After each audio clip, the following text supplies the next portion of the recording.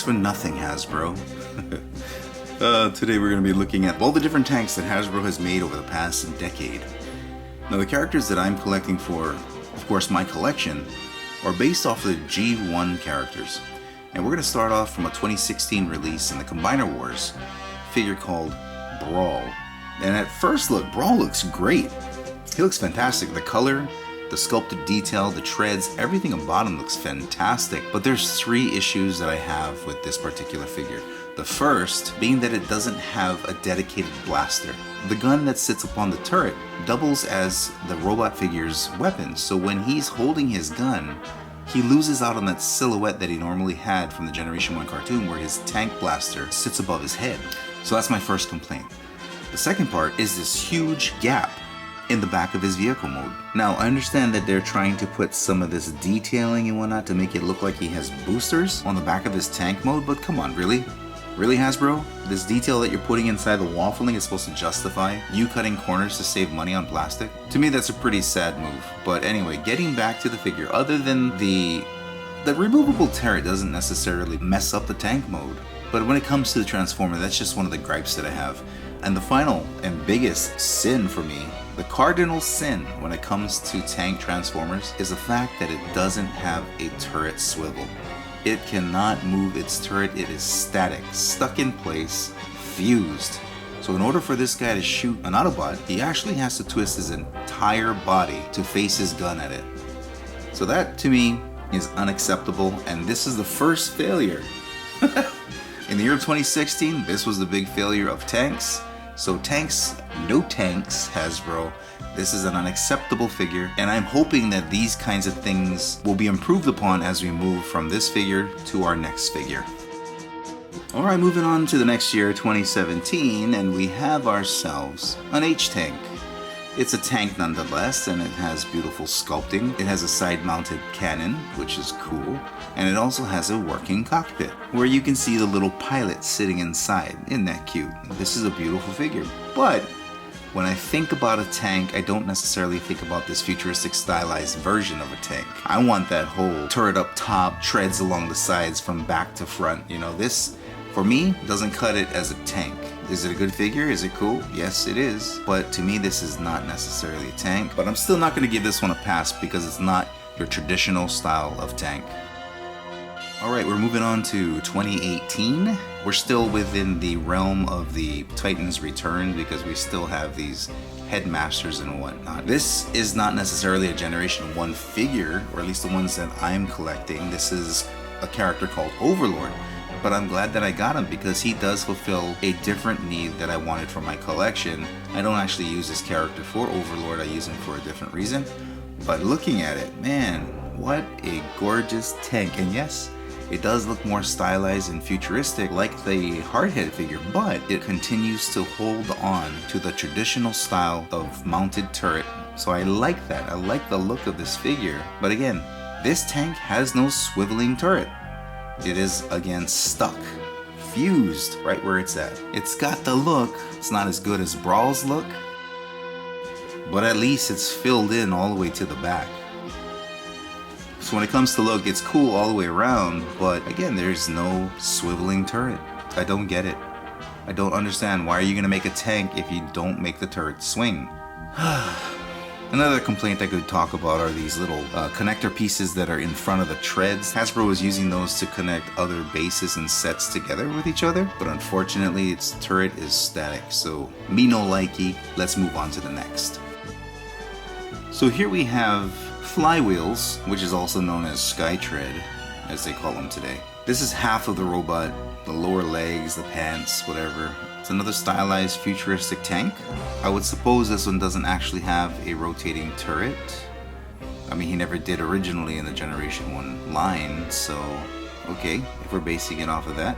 The unfortunate thing for this figure is that the turret doubles as a blaster, but the slightest movement and that gun comes popping right off.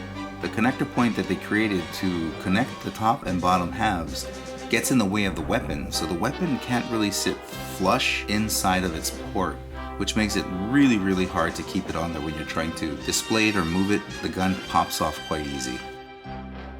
This figure also suffers from the holy moly macaroni, so I'm not a big fan of these big gaps that they have inside these figures. Yes, we're not displaying them from behind, but hey, sometimes you want to make a stop motion or some kind of film, and you can't do it when you have these huge gaps from the back, or at least you can't show the figure from this side because it looks ridiculous. With that being said, let's move on to the next. Oh my goodness, after 5 years and 5 tanks, did Hasbro finally knock one out of the park? Yes and no. So this is Warpath, and he came out in the War for Cybertron Earthrise line, and he looks great. He's a very good representation of his Generation 1 figure. He has a rotating turret. Holy smokes, this thing is amazing. And he's amazing from all angles too, wow. So it makes you wonder, Hasbro, how did you do it? How did you make your tank look so good? Well, here's the secret. They use a little parts forming piece to create the panel so that it can stick all of these things together. So if you look at the base of the figure, you're going to notice that between the left and right treads, that there's this maroon rectangular piece that's holding everything together. Without that piece, and it's a pretty small piece, and it's also a little bit flimsy, if it breaks or if you lose it, you can say goodbye to this beautiful tank mode because this thing won't stay together to save the world or to save your life.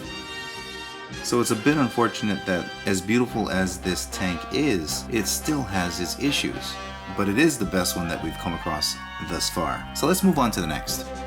So this figure came out a while after the Earthrise Warpath figure, and this one actually belongs to the Legacy line. This is what you call a weaponizer, and his name is Centurion Drone.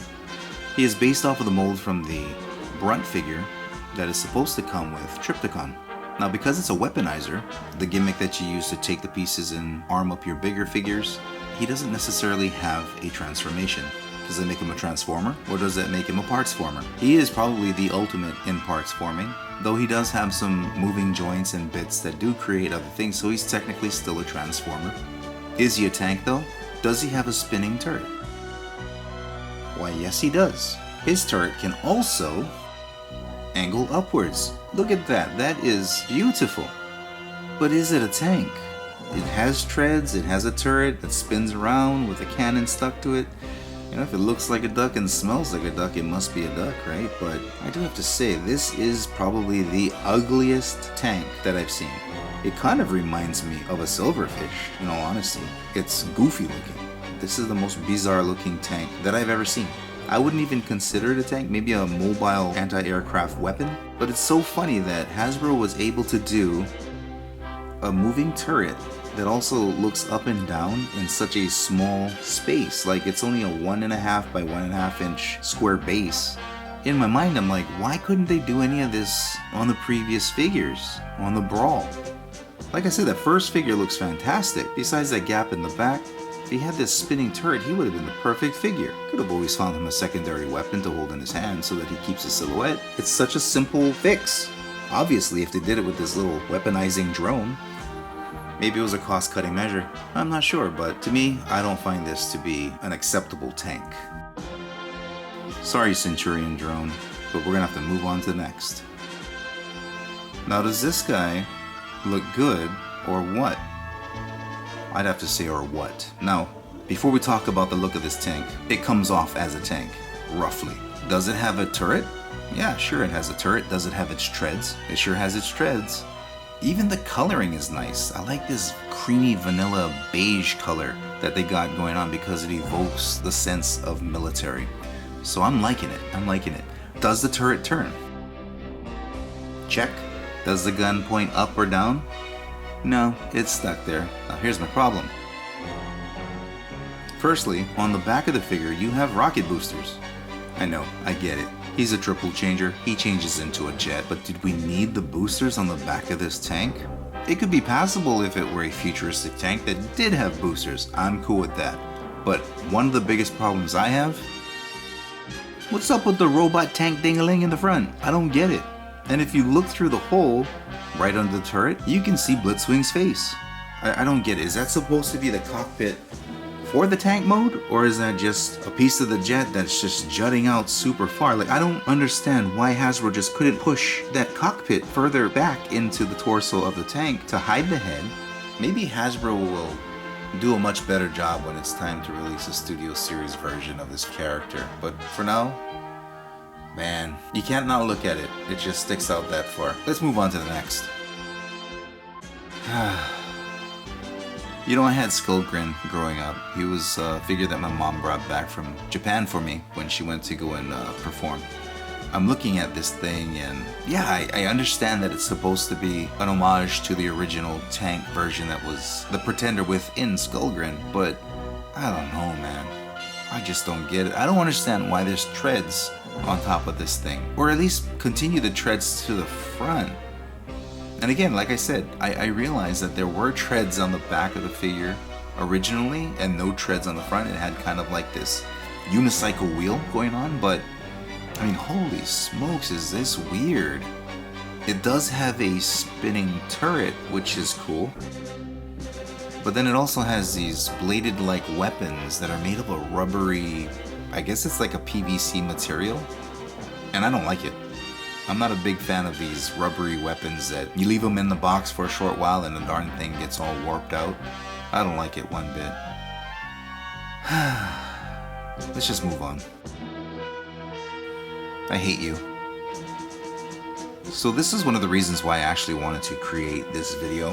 The original Quake that I had was the H-Tank that was, I guess, a repaint of Hardhead. When I got that, I thought it was cool. I didn't want my Quake to look like another figure because I know that he had his own transformation and his own look. So when I heard that they were releasing a new Quake, I got excited.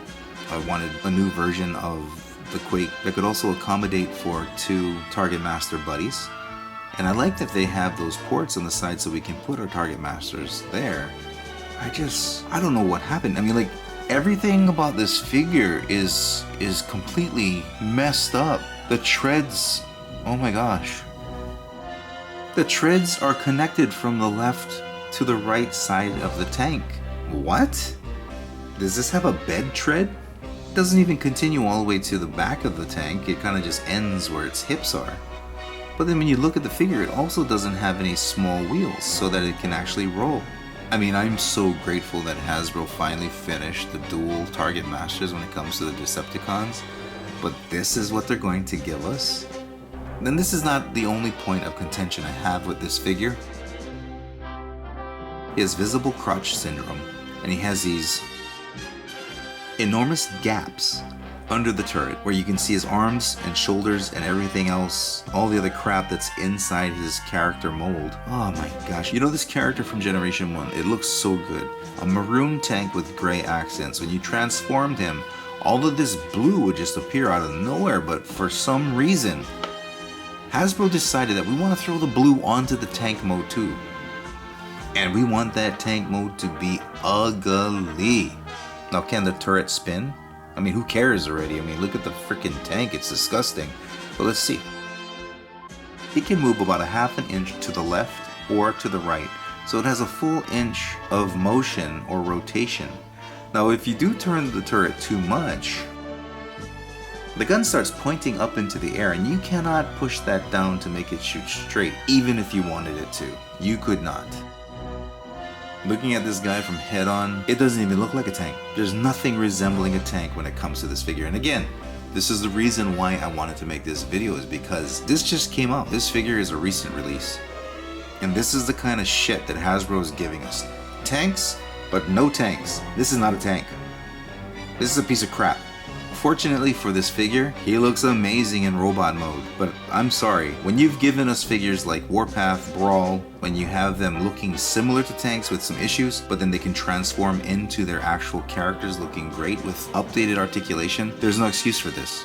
Even if you're going to cut corners, cheap out, and throw in a couple piece of plastic crap unarticulated Target Masters, you know what? Just focus on the character instead of trying to fill the box with all that other stuff. You didn't start giving us all of these figures that come with the Target Masters in the first place.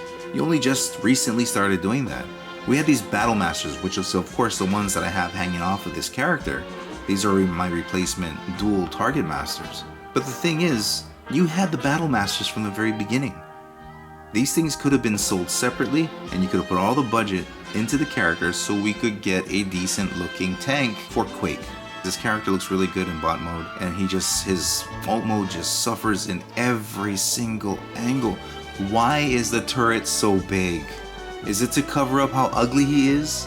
It doesn't matter how big the mask is on this guy, it ain't gonna make him look any prettier. This, to me, is unacceptable, and it's a pathetic attempt at making a tank. So let's go ahead and move on from this travesty, and I'm gonna put him in the back so I don't look at him anymore. Hasbro can actually make a tank in the deluxe scale, so maybe there are things holding it back, like the turret not moving and the big gaps in the back of Brawl. Maybe it suffers because he's part of the combiners, right? Maybe it's because he's a limb of Bruticus. Then we go and look at Flywheels. He's the lower half of a Duocon. If you want the engineering and articulation that you have in newer figures, there's going to be some sacrifices made to get the figure to look the way it did, but also offer the newer playability. You've got the Centurion drone that is a weaponizer, so he has to fulfill that need. What is Skullgrin's excuse other than the fact that he's trying to look more like a futuristic tank that he was? Oh, I see, because he's supposed to look like a Transformer and a Pretender together. Gotcha, so that's his downfall too. Quake, he's got like additional unarticulated pieces of plastic that come with him, so there's the budget for that too. So it seems like all these deluxe figures have some kind of thing holding them back, whether it's because they're part of a bigger combiner, they have other figures coming with them, or just because of the style that they look like from the original G1. And then now I'm looking at Warpath, the best of the bunch here, and he didn't have anything really holding him back besides the fact that he was a mini-bot, so he was a smaller robot. So maybe perhaps that's the only thing that was limiting Warpath from being truly epic.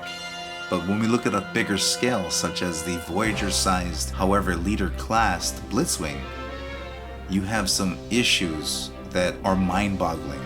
Like that front dongle, why is it there? Those thruster boosters on the back.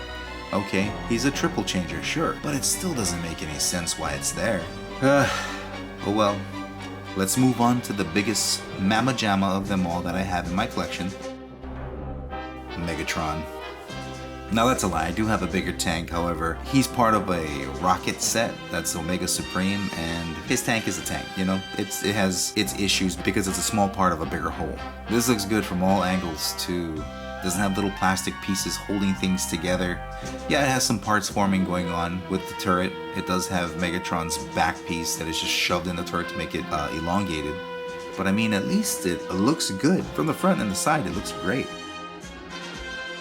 And they tried to do their best with the back. Yeah, okay, he's starting to look a little bit more futuristic with the vents and everything on the back, looking more stylized, and fusion cannons sticking out the top of the turret. But you know what? It's because that's his iconic look, right? When Megatron turns into the robot, he has that massive cannon, so of course, it needs to go somewhere.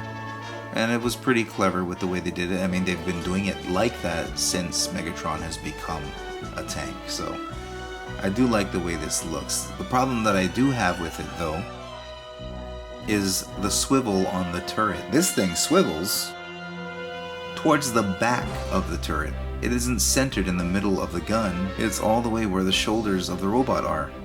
I mean, how uncomfortable does that look? Let's go even further. Let's check it out from the side.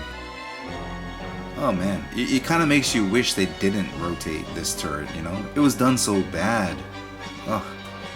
I don't know, this one had a lot of potential, but unfortunately, it does fail. As a tank anyway.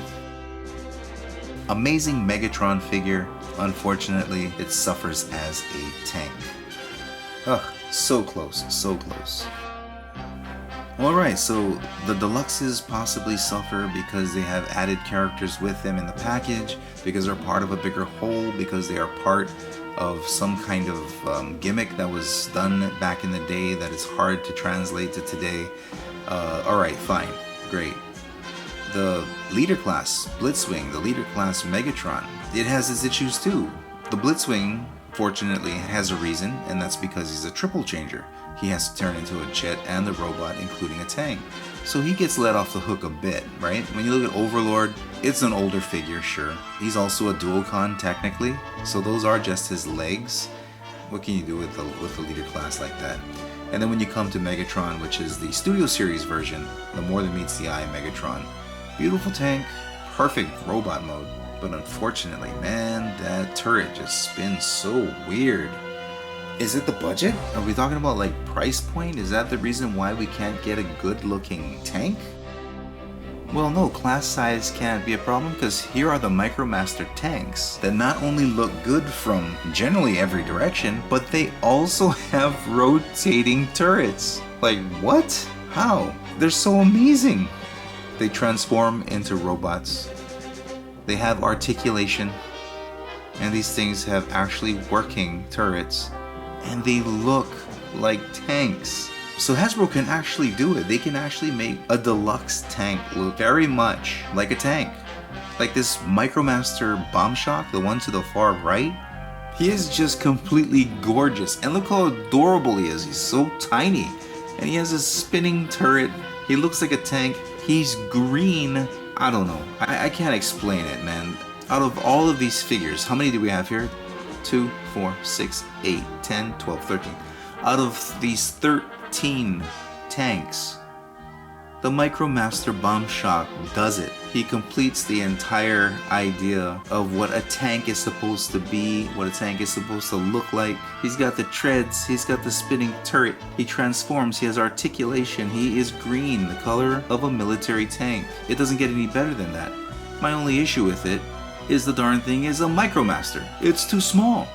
So again, they did a wonderful tank, it's just that he could get stepped on by Bumblebee. It's so freaking tiny. So I'm not sure exactly what it is with Hasbro and what their problem is with tanks, but they are struggling to come up with a decent tank that transforms and has a moving turret and has treads with wheels that move under it. I mean, really, maybe if they just decided to take away the gimmicks or just something, or just increase the budget. I mean, we're paying loads more than we did before for these things. And if they continue to offer this kind of level of quality, then I don't know, man. It's just maybe it's time to get out of the collecting game. But I do have to say the Megatron is pretty good, other than the fact that that darn rotating turret is at the back of the turret. Oh my gosh. It makes it so rough. But as it is right now, I feel disheartened when it comes to the tanks that come out of Hasbro. It is quite depressing. And I'm just kind of yearning for the day that, you know, we can actually get the quality for what we're paying, you know? Grab the value from these things. Like, where's the value? Can't we just get a tank to be a tank? I'm gonna give Hasbro one last chance to redeem themselves. I know I wasn't sure if I was gonna do this, but darn if it didn't look good.